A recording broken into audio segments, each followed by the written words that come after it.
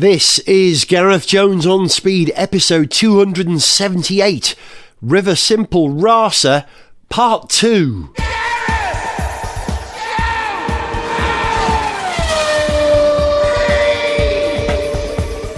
I'm visiting the Welsh headquarters of a radical car company who are designing and building Rasa, a prototype ultra-lightweight two-seater car. It's powered by a hydrogen fuel cell, has a braided carbon fibre shell, 4 in-wheel hub electric motors, and stores recovered energy in supercapacitors. But the company making it won't sell you one. They would still own the car. Instead, customers would enter into a mileage package, rather like the minutes and data deal on your mobile phone contract. Hugo Spowers explains how this approach could actually keep development costs down. We know historically that customers will never pay a significant premium for a more efficient car. So the industry is not going to invest extra money in making a car more efficient. And it does cost extra money. But in our case, we have a driver to excel forever on that metric of fuel efficiency. The more efficient we can make it, the more money we make. There's no point at which we say, well, we've got under the government mandate of 95 grams per kilometre, so we'll stop at 95. In our case, we want to keep on improving energy efficiency relentlessly, and we don't need policy and regulation to drive us to do so. How interesting. It fundamentally changes the economics of bringing new low-carbon technologies to market. If you make and sell cars, you can't sell a hydrogen car until you can build the fuel cell for an equivalent cost of the cost of a petrol engine. And cost of petrol engines is quite staggeringly low today. But to get the price of the fuel cell down to that of a petrol engine, you need to build volume. And to build volume, you need the price to come down. So it's a chicken and egg.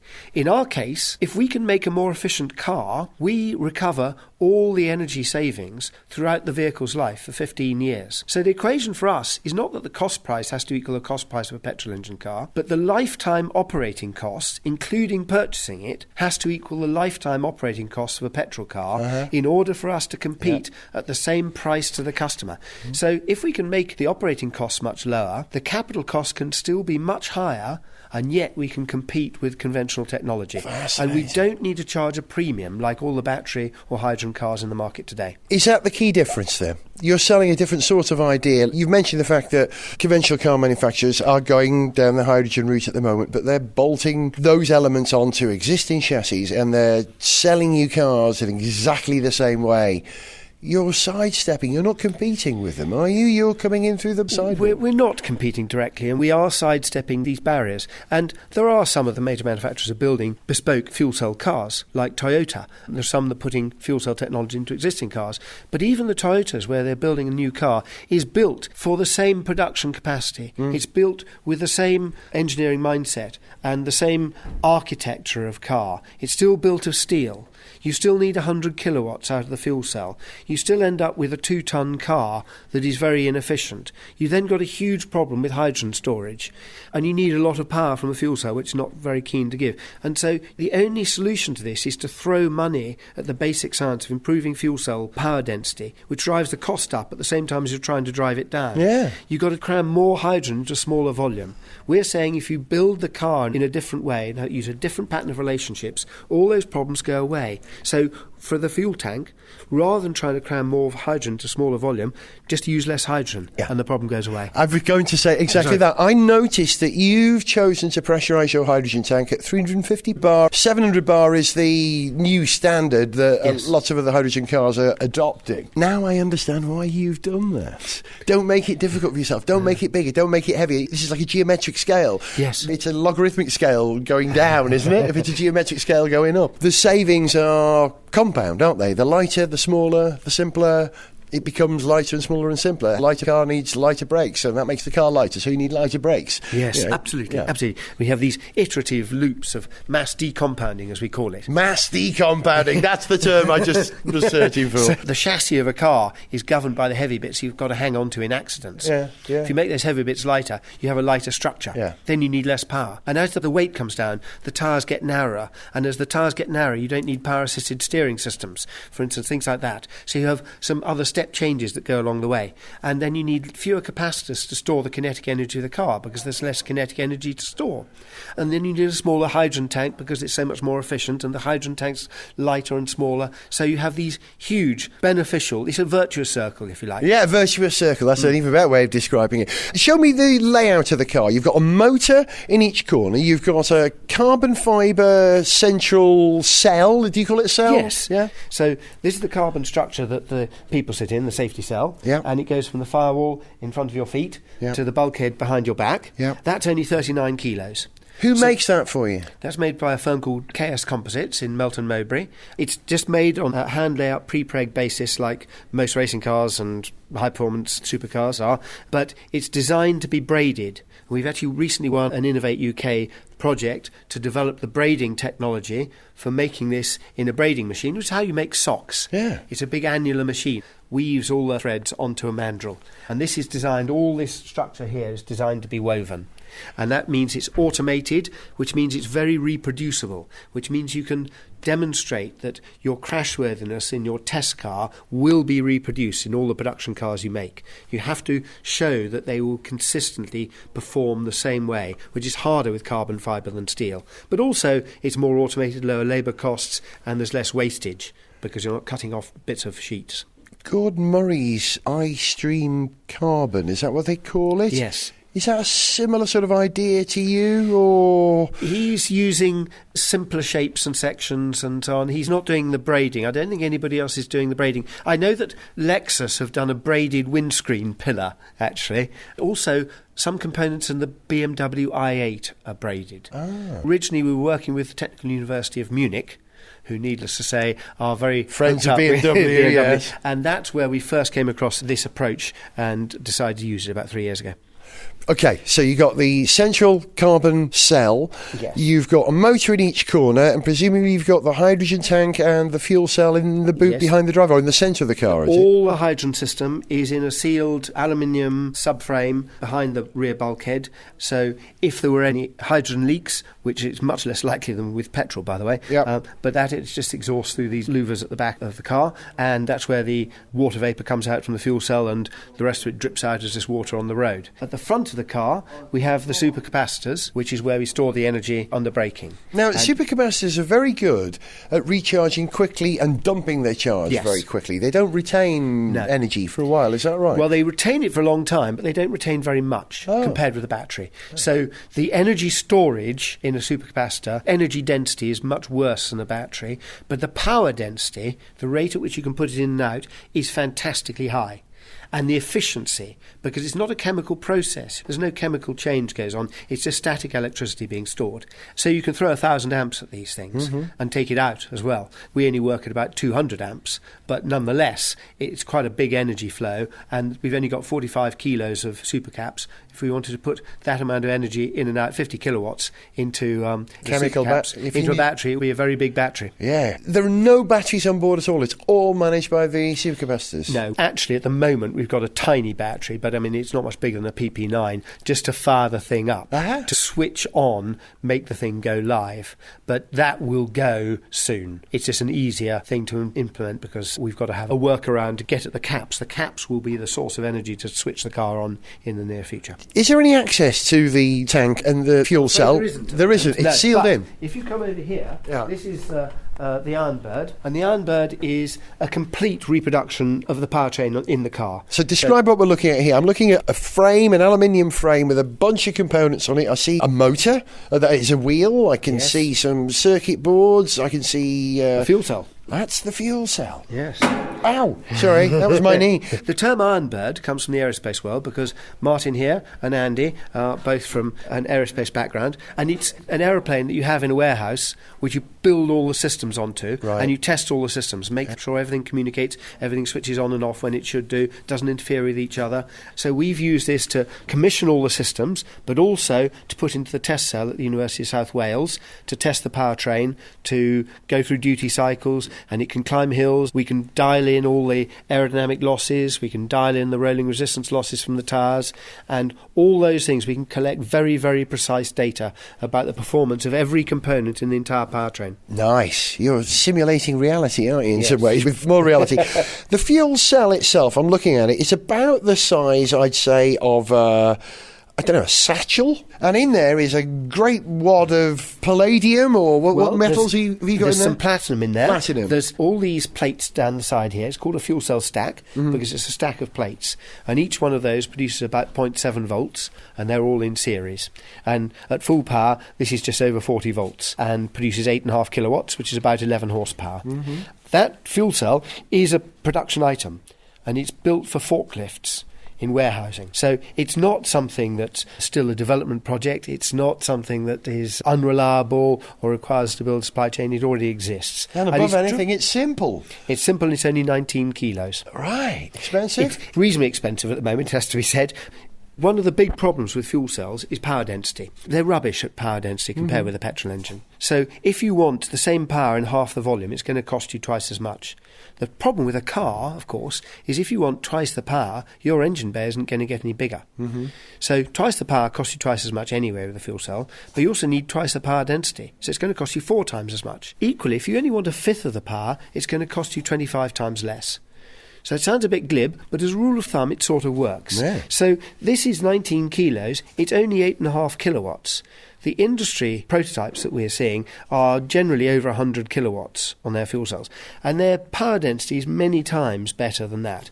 So the power density of this is not exceptional, but it does mean that it's much cheaper, and it also means that it's more efficient, because when you increase the power density, you need to increase the air pressure going in. And the air pressure you increase by having a big compressor that runs off the electricity coming out of the fuel cell. So the net efficiency of the fuel cell starts to plummet. Yeah. Simple, light, efficient, the gains. I think I understand how the technology in this car works. I'd like to ride in a car using it and see how well it works. Yes, indeed. Can we do that? Yeah, absolutely. All right. We're going to go for a drive in the Rasa. There's a tank. The hydrogen tank. Carbon fibre. Carbon fibre with a polymer liner. That's a 60-litre tank, and it gives us a range of 300 miles. But don't you measure hydrogen in kilograms by weight? It is, but the actual volume inside there is 60 litres. Yeah. So I just say that because 60 litres is not an unusual size for a petrol tank in a car. Yeah. And so if you make the car much more efficient, and you don't need to store very much hydrogen, it means that 350 bar tanks are perfectly good enough for delivering what we need. Yeah. Now, we're not wedded to compressed hydrogen tanks or even 350 bar. We would take 700 bar tanks if they were available and as cheap as this. Right. That would be fine. All we're saying is we don't need to push the boundaries on any of these technologies right now, because that will do the job quite nicely. Thank you very much. And that's a big part of it. It's got to work. Yes, it's got to work. Yeah. All right, let's go for a drive in Rasa.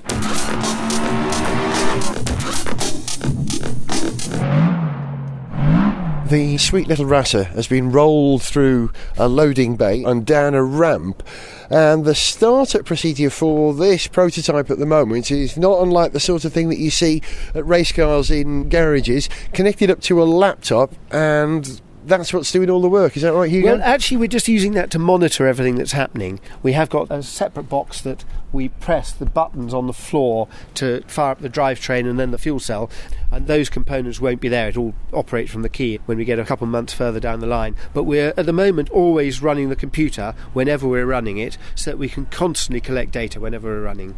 And if anything were ever to go wrong, we would have the data as to what's gone wrong. Yep. When I've driven hydrogen fuel cell cars so far, press a button, go. Yeah, absolutely. So once we've got all the computer up and running, that is really all it is. Let's hear it.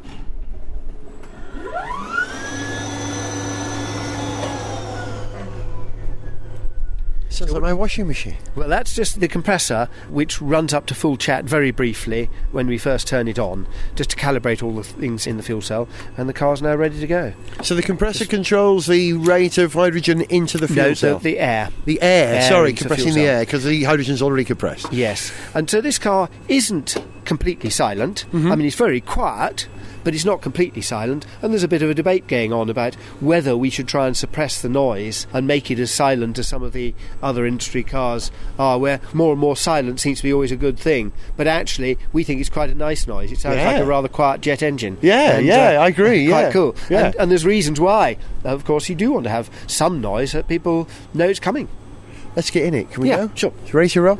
Tell me your name, Mr. Engineer. Martin. Pleased to meet you. You come from the aviation side of things. Yeah, so GE Aviation and various other. Have you had a hand in the design or just the engineering or both of this car? Both, I guess. I'm an electronic systems engineer here at Riversimple, so I get to work on the powertrain mainly. And is it your job to write the code or find the code that tells all the elements to talk to each other? I do the elements of system design and electronics, and one of my colleagues works on the software that we use to produce the more intricate parts of the system. And it works? It does work.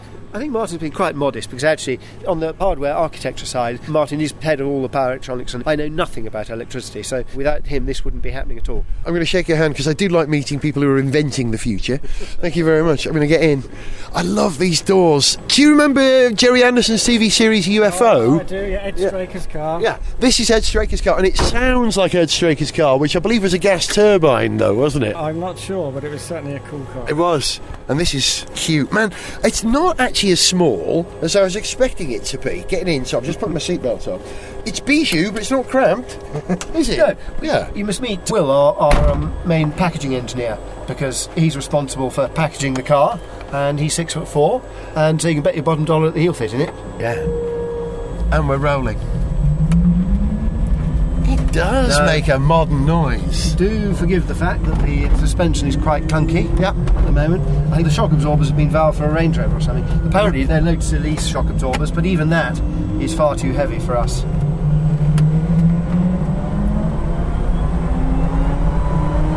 Okay, we're doing, what are we doing now? 30 nearly? 45? Wow, really? Wow. That's your supercapacitors dumping the energy that they've harvested from the electric motors. There's very little sort of buffering or anything that goes on. It's instant, isn't it? Yes, and in fact it feels like the acceleration just keeps on increasing. It's linear.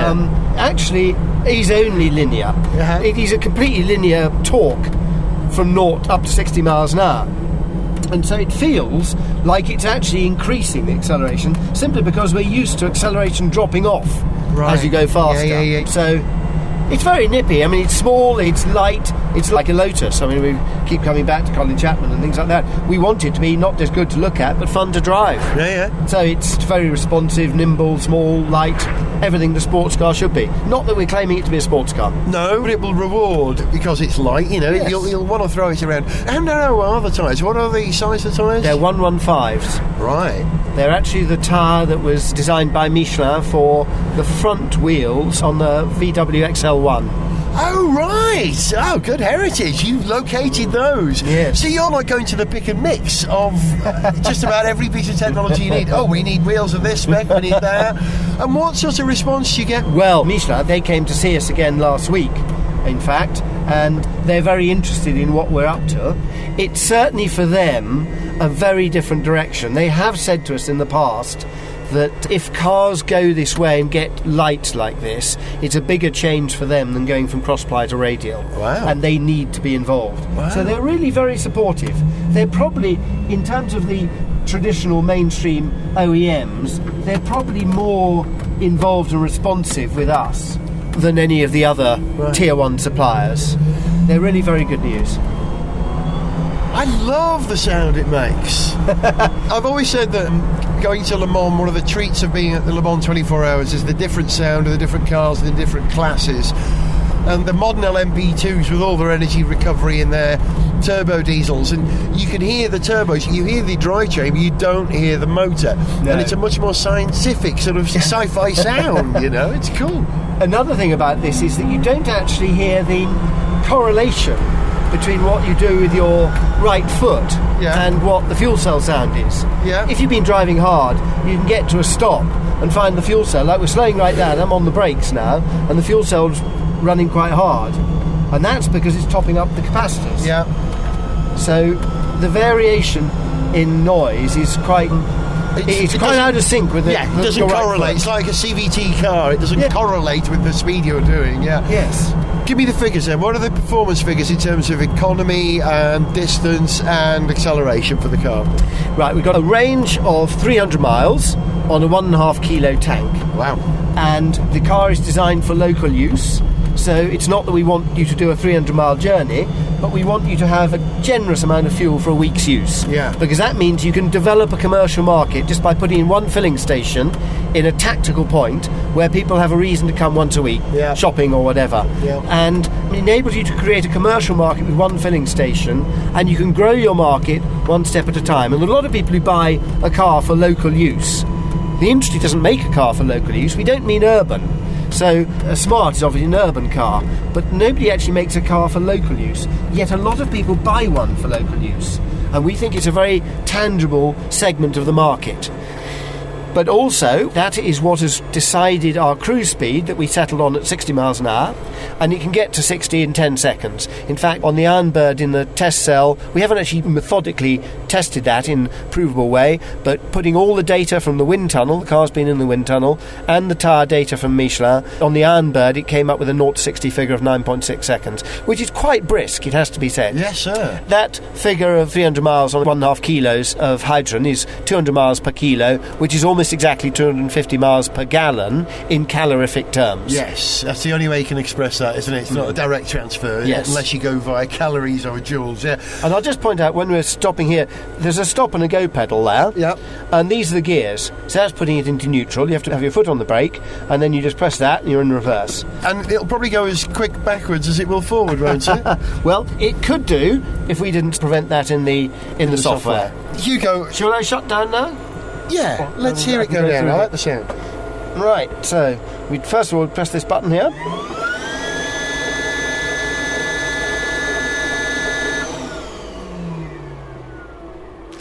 And now we can key off.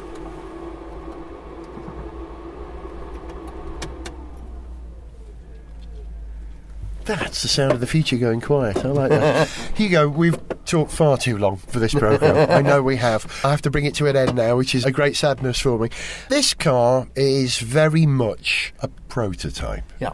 What do you need to turn this into a car that people could buy, lease, rent, loan, or subscribe to your package? Because that's what you're advocating. What do you need? Do you need time? Do you need money? Do you need ideas? Do you need support? What do you need?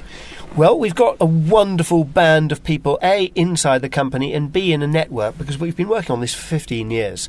So we've developed quite a network of academics and business people and commercial partners, all of whom have been fantastic and constructive in getting where we are today. So I don't think we're needing, at the moment, more ideas. We need a little bit more time and a little bit more money. We've just opened a crowdfunding round only 2 days ago, and we're only looking for £1 million in our first tranche. We have a stretch target of getting to 3 million in 3 £1 million tranches. Now, that is not a lot of money to break into the auto market, because the auto market is a very big one. The model we've got is designed to enter the market with very, very low levels of money at stake and speculated, and build organically. And the prize is huge. So we think it's a very appealing investment. And we need a little bit more time. We've probably got another 6 months of work to do on this before the cars will be ready to go to customers. But we want to have 20 of these cars ready by the end of the year to go into a public trial. We've got a €2 million grant towards that. And effectively that's what we're matching with the crowd round. And in parallel with that, we're talking to the Welsh Government about setting up a production facility, which we would like to have operational by the end of 2018. And so when you look at the billions that have gone into the Teslas of this world, it is a very cheap way of breaking into a very big market. I was about to describe the parallel between you and Elon Musk's project. Elon Musk had billions. Yes. To achieve what he's done, which is not to be underestimated. He set up his own space company, he set up a viable electric car and network that people want. You're doing a similar thing in a very British way, from a shed in a back garden practically. That tends to be how we do things. So much more straightforward, so much more unassuming. It's all about the idea, and the idea is right. We need to shift to cars which don't pollute our use. Yes. We need to adopt fuel cells and hydrogen as a way of sidestepping the weight of carrying batteries around. These are very good ideas. What the Brits aren't so good at is turning those great ideas with clever management into reality. From the impression I've got from talking to you today is that you're thinking about a much greater thing than just a car or an idea. You're talking about a new approach. Yes, I think this is absolutely true. We took the approach to the building of the car of whole system design. We're not trying to optimise the bits of the car, we're trying to optimise the whole car.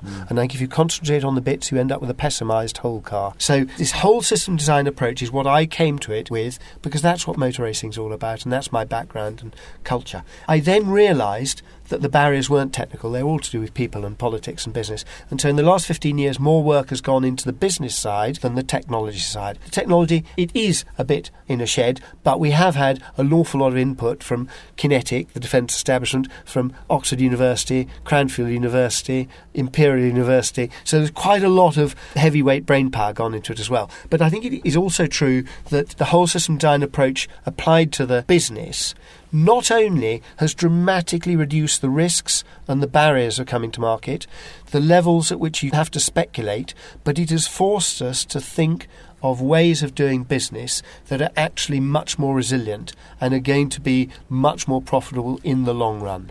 Because we've had the time, if not the money, the time to think about doing it properly. And if there's one dictum I came out of motor racing with that I really live by, it's there's never enough time to do the job properly, but there's always enough time to do it twice. And you see the evidence of that all around you. And so we've luckily had investors behind us who've been not champing at the bit for a return on investment. They're more determined to see us do it right. Hugo, I wish you such good luck with this project. I get it completely. And if this is what the future is going to drive like and sound like, I'm ready for it now. Thanks for joining me on Gareth Jones on Speed. I'll see you lot in the future.